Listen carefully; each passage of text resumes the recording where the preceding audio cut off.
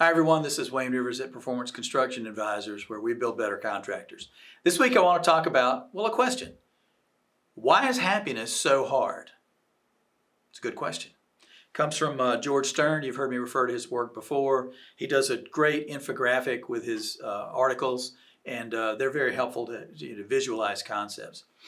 Now, what about this is important to you? Well, contractors are driven people.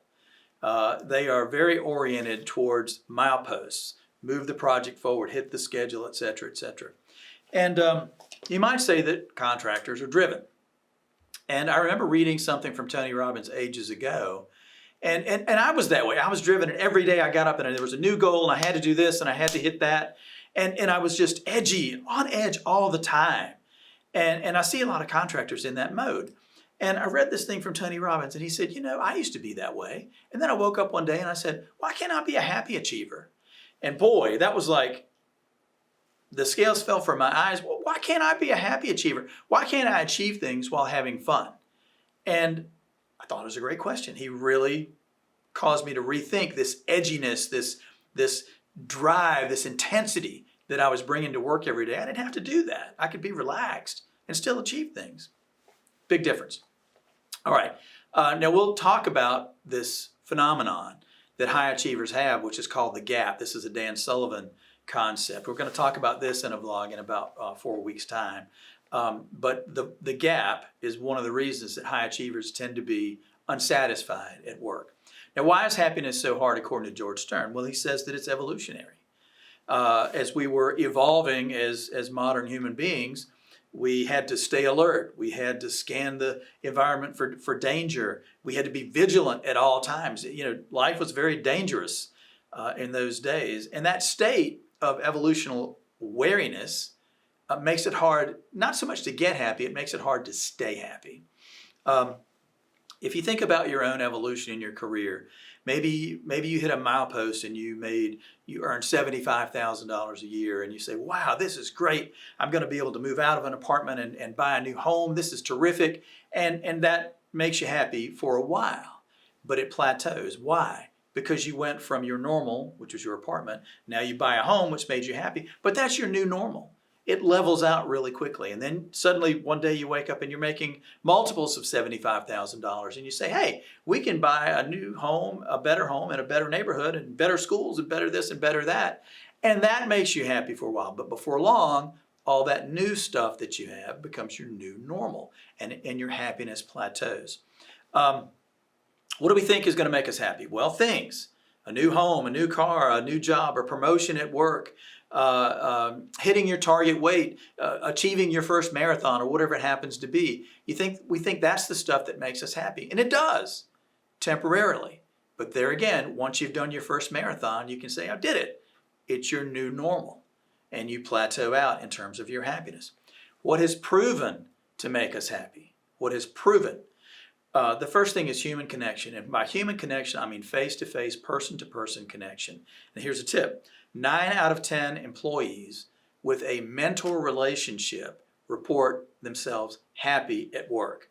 If you have a mentor program in your company, terrific. If you don't, think about how you might design and begin one, at least on a trial scale, and see where it goes. The second thing, experiences versus stuff. The new home, the new car, the new this. We think that's all going to make us happy, but it's experiences that we retain over time. And really, even with the experience, it's the anticipation of the experience. I know my son would go up and down in terms of if he had a vacation planned, if we had a trip to Disney or something, he was sky high, couldn't wait. And then after the trip was over, he was almost depressed, because we didn't have, unless we had something else on the calendar that he could look forward to. It was the sense of anticipation of an experience, of an adventure, that really caused him to be happier. The third thing, time versus money. Time is freedom. If you have time freedom, you have ultimate freedom. Tip here, pay people to do the things you hate. I mowed lawns, not for a living, but to earn spending money as a kid. And maybe as a result of mowing so many lawns in Southside Virginia in the summer in the heat and dust, I developed an allergy, which is great. I don't have to mow lawns anymore. I get to pay people to do that stuff. They're all kinds of services. They're quite affordable. And that's time that I have free to do other things that don't make me sick and don't irritate me. Daily gratitude, number 4, daily gratitude. We've talked about this 100 times in our vlogs. Simple appreciation at the end of each day or in the morning when you get up. Just write down 3 things that you're grateful for. It could be anything in your personal life. It could be something within yourself. It could be something at work. It could be any number of different things. 3 things for which you're grateful, and it will revolutionize your attitude over time. The 5th thing, kindness towards others. There are so many simple things you can do. Hold that door open for the next person in line. One thing my wife does that really exhibits care is when we go to someone else's house for whatever reason, she always says, "What can I do to help?" So she's volunteering her effort to make something go faster, smoother, better, take the burden off somebody else. That's a very kind and simple thing to do. And my favorite practice is thank you notes. Nobody writes thank you notes, hard copy thank you notes anymore. And I think it's a great practice. That's one of the things you can do to show kindness to other people. And then finally, the basics. The basics. Get enough sleep, get enough exercise, get enough time outdoors in the sunshine. Eat right, do things in moderation, and then find time during your day to dump that technology. Get rid of your laptop, your iPad, your smartphone. Get rid of all that stuff. Make a cutoff, 8 p.m. or whatever it is.